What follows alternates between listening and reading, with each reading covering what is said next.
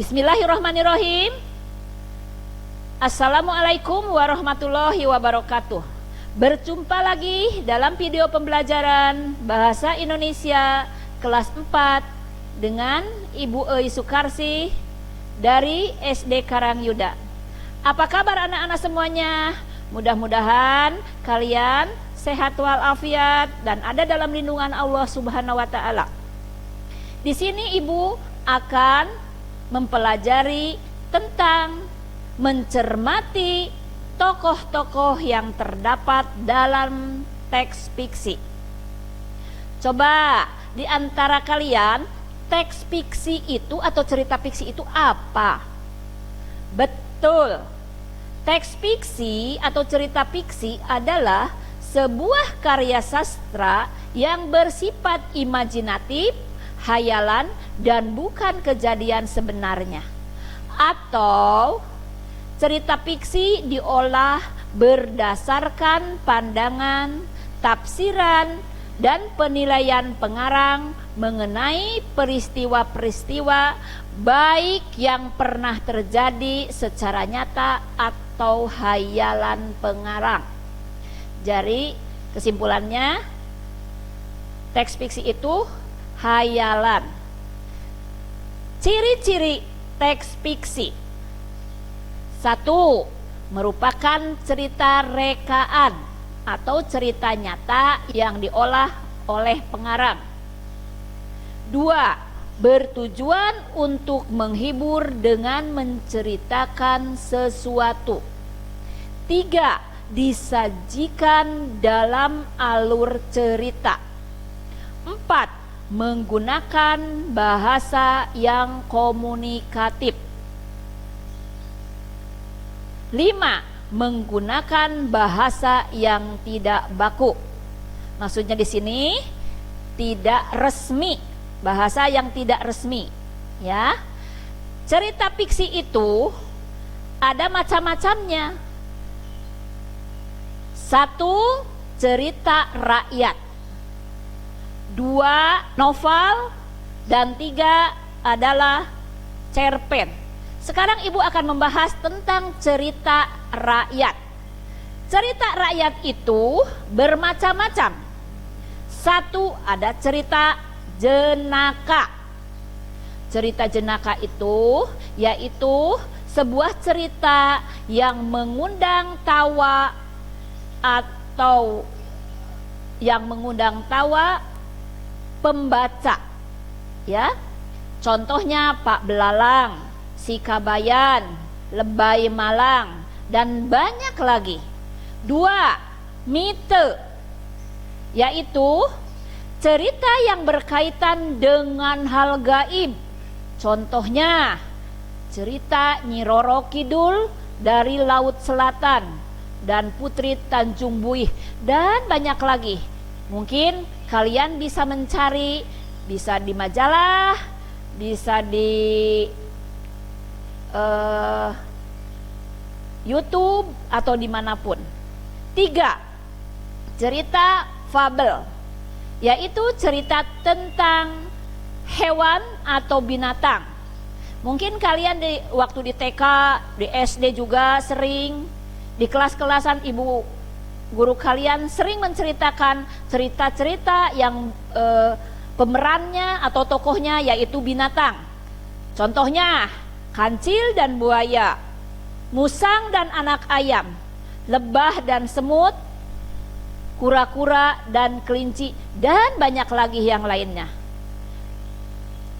4. Legenda, yaitu cerita tentang asal usul tempat. Contohnya Tangkuban Perahu yang ada di Jawa Barat, Malin Kundang yang ada di Sumatera Barat. Dan kelima adalah sage, yaitu cerita yang mengandung sejarah. Contohnya cerita Lutung Kasarung, Calon Arang, dan lain banyak lagi. Yang kedua, cerpen, yang sekarang Ibu bahas. Kalian mungkin di antara kalian sering membaca cerpen di rumah.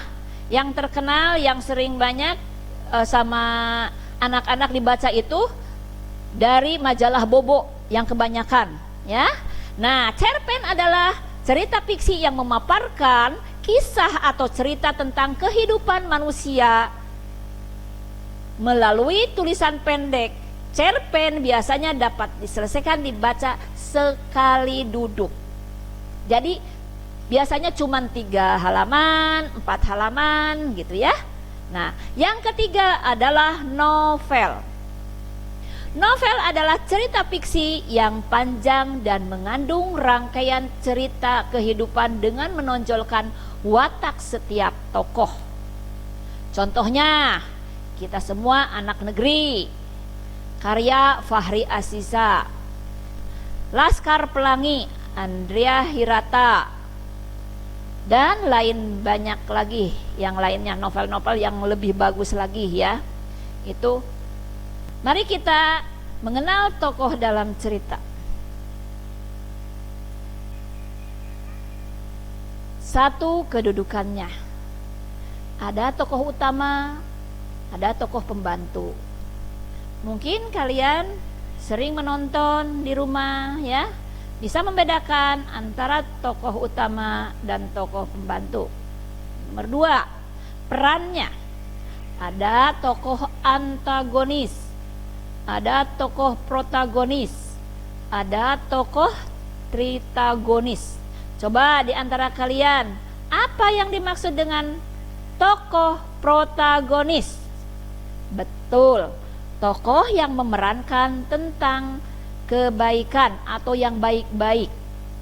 Sekarang, tokoh antagonis itu adalah tokoh yang memerankan tentang kejahatan, yang jelek-jelek, sombong, dan lain sebagainya. 3, tokoh tritagonis, yaitu memerankan tentang tokoh ganda. Bisa berperan protagonis, bisa berperan antagonis. 3, perwatakan. Ada perwatakan sederhana dan perwatakan kompleks. Ibu di sini akan membacakan dongeng atau cerita Semut yang Balas Budi. Suatu hari di tengah hutan yang damai, ada seekor semut kecil yang hendak menyeberangi sungai untuk pulang ke rumahnya. Sungai yang akan diseberangi memiliki arus air yang cukup kencang. Dengan sangat hati-hati, semut menyeberangi sungai menggunakan kakinya yang kecil.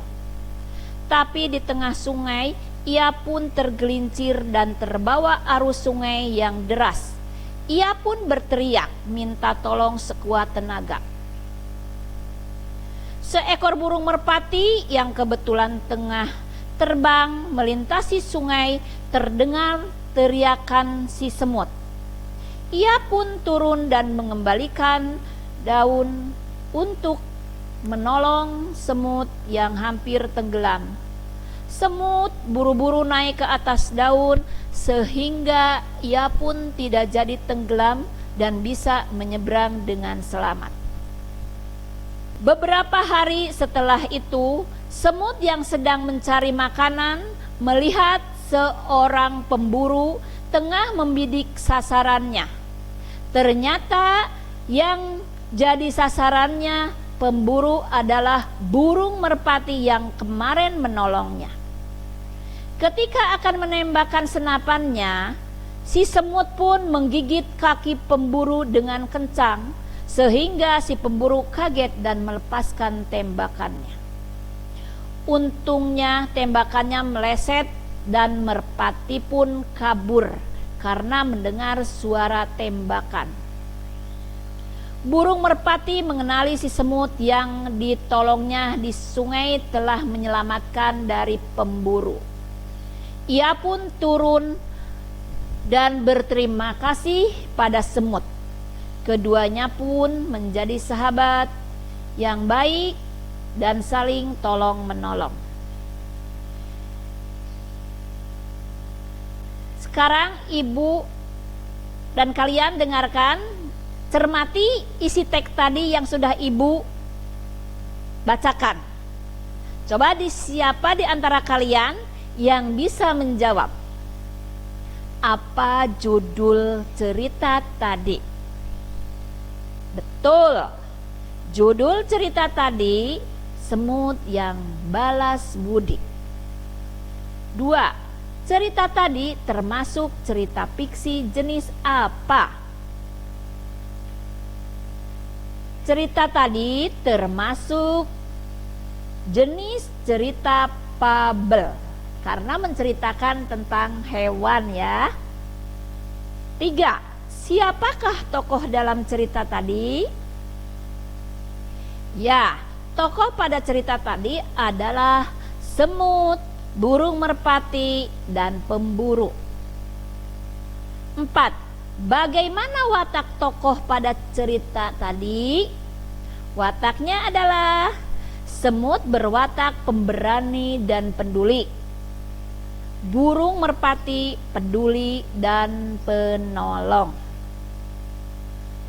Mungkin dari ibu cukup sekian pembelajarannya.